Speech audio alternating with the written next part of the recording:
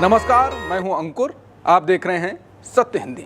एक नजर अब तक की सुर्खियों पर। भारत के चीफ ऑफ डिफेंस स्टाफ यानी सीडीएस जनरल अनिल चौहान ने शुक्रवार को कहा कि ऑपरेशन सिंदूर अभी भी जारी है। उन्होंने ये भी साफ किया कि देश की सेनाओं को हर समय साल के 365 दिन चौकन्ना और पूरी तरह तैयार रहना चाहिए। जनरल चौहान ने कहा कि युद्ध में दूसरा स्थान नहीं होता, या तो आप जीतते हैं या हार जाते हैं। इसलिए हर सैन्य बल को हर समय तैयार रहना चाहिए और ऑपरेशनल तैयारियों का स्तर बहुत ऊंचा होना चाहिए। उन्होंने बताया कि ऑपरेशन सिंदूर इसका एक उदाहरण है जो अभी भी चल रहा है। उन्होंने दोहराया कि हमारी तैयारियां 24 घंटे, 7 दिन और पूरे साल बहुत ऊंचे स्तर की होनी चाहिए।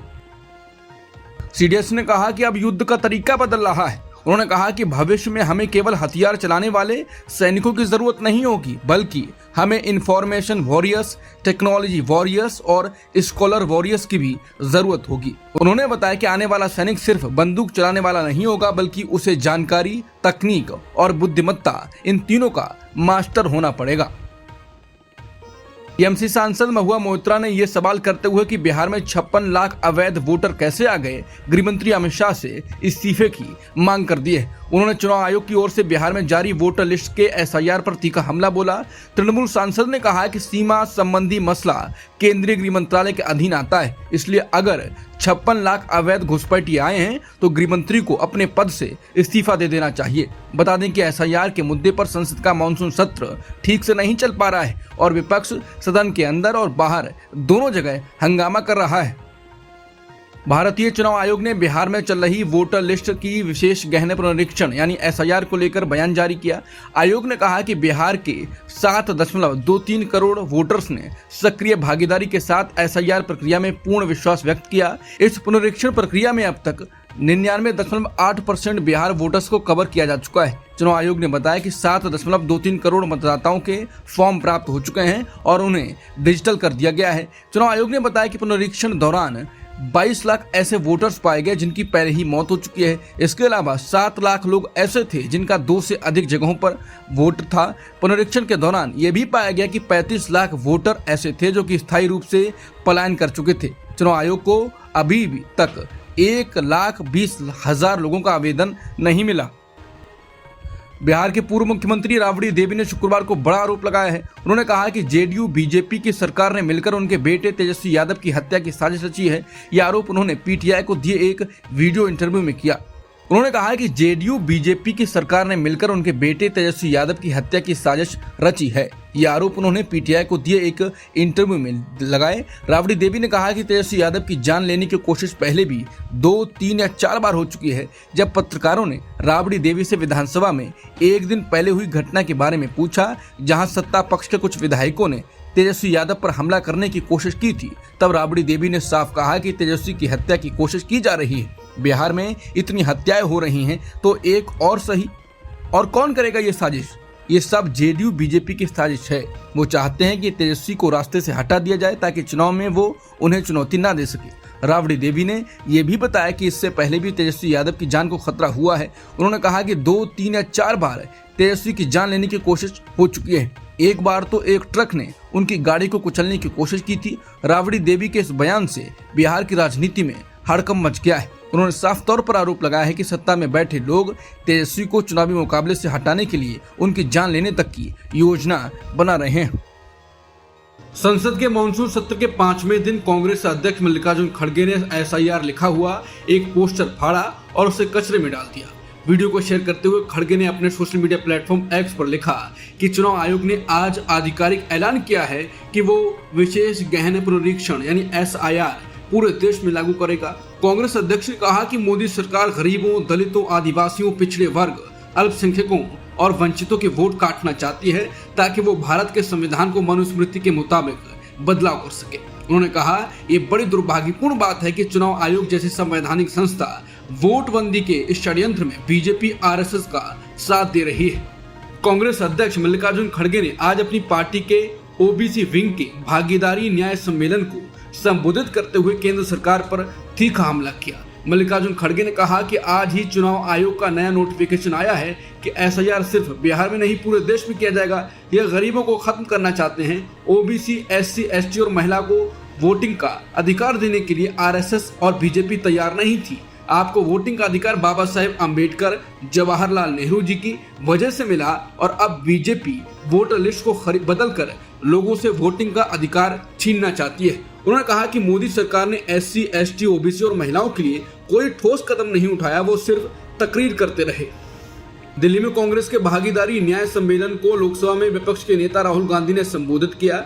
इस दौरान राहुल गांधी ने कहा कि मैं 2004 से राजनीति में हूं। जब मैं पीछे मुड़कर देखता हूं तो मुझे लगता है कि मैंने गलती की। मैंने OBC की उस तरह रक्षा नहीं की जैसे मुझे करनी चाहिए थी। ऐसा इसलिए हुआ क्योंकि मैं उस समय आपके मुद्दों को गहराई से नहीं समझ पाया। उन्होंने कहा कि मुझे अफसोस है कि अगर मुझे आपके यानी OBC के इतिहास, आपके मुद्दों के बारे में थोड़ा भी पता होता तो मैं उसी समय जाते जनगणना करा लेता। ये मुझसे गलती हुई। ये कांग्रेस पार्टी की गलती नहीं है, ये मेरी गलती है। मैं उस गलती को सुधारने जा रहा हूँ। राहुल गांधी ने कहा कि देश में दलित, पिछड़ा, आदिवासी, अल्पसंख्यक वर्ग की आबादी कुल मिलाकर करीब 90% है, लेकिन जब बजट बनाने के बाद हलवा बांटा जा रहा था तो वहां 90% की आबादी का कोई नहीं था। देश की 90% आबादी ही प्रोडक्टिव फोर्स है। हलवा बनाने वाले लोग आप हैं, लेकिन हलवा वो खा रहे हैं। हम ये नहीं कह रहे हैं कि वो हलवा ना खाएं, लेकिन कम से कम आपको भी तो मिले। उन्होंने कहा कि आप मेरी बहन प्रियंका से पूछेगा कि अगर राहुल ने किसी काम के लिए मन बना लिया तो उस बात को वो छोड़ेगा या नहीं।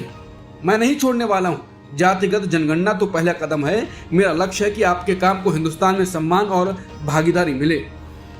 लोकसभा में नेता प्रतिपक्ष राहुल गांधी ने OBC विंग के भागीदारी न्याय सम्मेलन में कहा कि भाजपा और RSS के लोग कहते हैं कि हिंदुस्तान से अंग्रेजी खत्म कर देंगे, लेकिन इनके बच्चे लंदन और अमेरिका में क्या पढ़ते हैं। हर क्षेत्रीय भाषा की पढ़ाई होनी चाहिए, लेकिन उसके साथ साथ अंग्रेजी भी जरूरी है।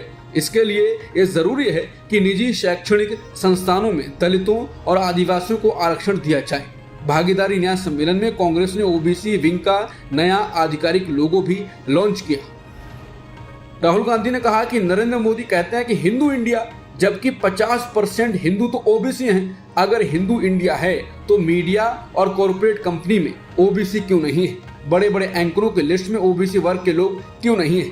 ये लोग SC, ST, OBC वर्ग की जमीनें छीनकर अडानी को दे रहे हैं। इनके सिस्टम में कोई OBC नहीं है। इसलिए हमने कहा है कि जहां भी कांग्रेस की सरकार होगी हम जाति जनगणना करेंगे, ताकि हमें पता चले कि OBC वर्ग के लोगों की देश में कितनी भागीदारी और हिस्सेदारी है। राहुल गांधी ने कहा है कि संसद में मोदी सरकार द्वारा पेश किए गए ये आंकड़े बहुजनों की हकमारी और संस्थागत मनुवाद के पक्के सबूत हैं। केंद्रीय विश्वविद्यालयों में प्रोफेसर के ST के 83%, OBC के 80%, SC के 64% पद जानबूझकर खाली रखे गए हैं। वहीं एसोसिएट प्रोफेसर के ST के 65%, OBC के 69%, SC के 51% पद भी रिक्त छोड़ दिए गए हैं। ये सिर्फ लापरवाही नहीं, एक सोची समझी साजिश है बहुजनों को शिक्षा, रिसर्च और नीतियों से बाहर रखने की। विश्वविद्यालयों ने बहुजनों की पर्याप्त भागीदारी नहीं होने से वंचित समुदायों की समस्याएं रिसर्च और विमर्श से जानबूझकर गायब कर दी जाती हैं। राहुल ने कहा कि NFS यानी नॉट फाउंड सुटेबल के नाम पर हजारों योग्य SC, ST, OBC उम्मीदवारों को मनुवादी सोच के तहत अयोग्य घोषित किया जा रहा है और सरकार कोई जवाबदेही लेने को तैयार नहीं है। ये पूरी तरह से अस्वीकार्य है। सभी रिक्त पद तुरंत भरे जाएं। बहुजनों को उनका अधिकार मिलना चाहिए, मनुवादी बहिष्कार नहीं। विदेश मंत्रालय ने गुरुवार को संसद में प्रधानमंत्री नरेंद्र मोदी के विदेश दौरों पर होने वाले खर्चे को लेकर जानकारी दी है। मंत्रालय के मुताबिक 2025 में अब तक प्रधानमंत्री नरेंद्र मोदी की 5 देशों की यात्रा पर भारत ने 67 करोड़ रुपए से ज्यादा खर्च किए हैं, जबकि 2021 से 2024 के बीच विदेश यात्राओं पर कुल 295 करोड़ रुपए से ज्यादा खर्च हुए। तृणमूल कांग्रेस नेता और राज्यसभा सांसद डेरेक ओब्रायन के एक सवाल के लिखित जवाब में विदेश मंत्रालय ने ये जानकारी दी है। विदेश मंत्रालय ने 2025 में अब तक की जिन यात्राओं का ब्यौरा दिया है उनमें 5 देशों जिसमें फ्रांस, अमेरिका, थाईलैंड, श्रीलंका और सऊदी अरब के दौरे शामिल हैं। मंत्रालय का कहना है कि इस साल जिन बाकी 9 देशों की यात्राएं की गई हैं उनके बिलों की प्रक्रिया अभी जारी है। मालदीव दौरे पर पहुंचे भारतीय प्रधानमंत्री नरेंद्र मोदी का माले एयरपोर्ट पर भव्य स्वागत किया गया। मालदीव के राष्ट्रपति मोहम्मद मुइज़ू खुद एयरपोर्ट पर पहुंचे और प्रधानमंत्री मोदी का स्वागत किया। आपको बता दें कि प्रधानमंत्री मोदी का ये दौरा ऐसे समय हो रहा है जब पिछले कुछ महीनों में भारत और मालदीव के रिश्तों में सुधार होने लगा है। हरियाणा के गुरुग्राम में कथित तौर पर अवैध घुसपैठियों के खिलाफ पुलिस की ताजा कार्रवाई ने बांग्ला भाषी समुदाय में डर का माहौल पैदा कर दिया है। इस अभियान के तहत कई बांग्ला भाषी लोगों को हिरासत में लिया गया है, जिसके चलते डर और अनिश्चितता के कारण सैकड़ों मजदूर अपने परिवारों के साथ पश्चिम बंगाल लौट रहे हैं। एक रिपोर्ट के अनुसार गुरुग्राम के सेक्टर 49 का बंगाली मार्केट अब खाली हो रहा है। यहाँ रहने वाले करीब 500 से ज्यादा बंगाली प्रवासी मजदूरों में से अधिकतर वापस जा चुके हैं। लोगों में दहशत जैसी है कि कुछ तो जल्दी से जल्दी भागने के लिए घर से पैसे मंगाकर फ्लाइट से बंगाल जा रहे हैं। ऐसी स्थिति में गुरुग्राम में सफाई, निर्माण और अन्य अनौपचारिक क्षेत्रों में काम करने वाले श्रमिकों की भारी कमी हो गई है। साथ ही कुछ मामलों में बांग्ला भाषी लोगों को बांग्लादेश भेजने की घटनाएं भी सामने आई हैं और इससे भी बांग्ला भाषी लोगों में तरह तरह की आशंकाएं पैदा हो रही हैं। इसी बीच गुरुग्राम में हाल की घटनाओं ने दहशत पैदा कर दी है। राजस्थान में झालावाड़ जिले के मनोहर थाना इलाके में शुक्रवार सुबह एक सरकारी स्कूल की छत गिरने से मौतों की संख्या बढ़कर 7 हो गई है। राजस्थान के शिक्षा मंत्री मदन दिलावर ने 3 मौतों की मौके पर ही मौत की पुष्टि की थी। इसके बाद गंभीर रूप से घायल 4 बच्चों की मौत उपचार के दौरान अस्पताल में हो गई। वहीं मोर्चरी के बाहर परिजन धरने पर बैठ गए हैं और मुआवजे की मांग की जा रही है। प्रशासन उन्हें समझाने का प्रयास कर रहा है। झालावाड़ अस्पताल में भर्ती कम से कम 11 बच्चों का इलाज जारी है। इनकी स्थिति गंभीर बताई जा रही है। केंद्रीय कानून और न्याय मंत्री अर्जुन राम मेघवाल ने गुरुवार को संसद में स्पष्ट किया कि सरकार के संविधान की प्रस्तावना से समाजवादी और धर्मनिरपेक्ष शब्दों को हटाने की कोई योजना नहीं है। ये बयान उन अटकलों के जवाब में आया है जो हाल के महीनों में विपक्षी दलों और नागरिक समाज द्वारा उठाए गए सवालों के बाद सामने आई थी।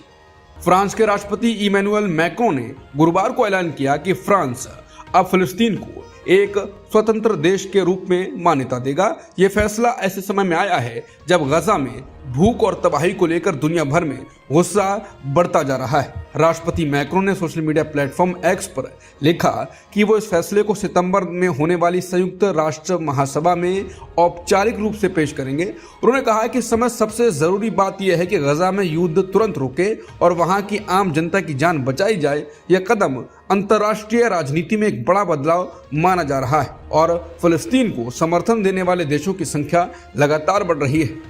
अमेरिका ने फिलिस्तीन को लेकर फ्रांस के राष्ट्रपति इमैनुअल मैक्रों के फैसले को सख्ती से खारिज कर दिया है। उसका कहना है कि मैक्रों को यह फैसला सिर्फ हमास के प्रोपेगेंडा को बढ़ावा देता है। अमेरिका के विदेश मंत्री मार्को रूबियो ने सोशल मीडिया प्लेटफॉर्म एक्स पर लिखा, संयुक्त राष्ट्र महासभा में फिलिस्तीन को राष्ट्र का मान्यता देने की इमैनुअल मैक्रों की योजना को अमेरिका सख्ती से खारिज करता है। उन्होंने लिखा, ये गैर जिम्मेदाराना फैसला सिर्फ हमास के प्रोपेगेंडा को बढ़ावा देता है और ये अशांति बढ़ाएगा।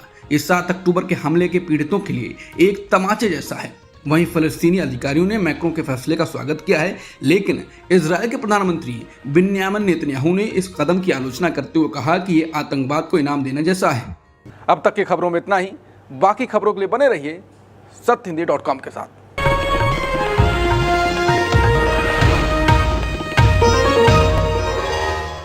Copyright disclaimer under Section 107 of the Copyright Act 1976. Allowance is made for fair use for purposes such as criticism, comment, news reporting, scholarship, and research.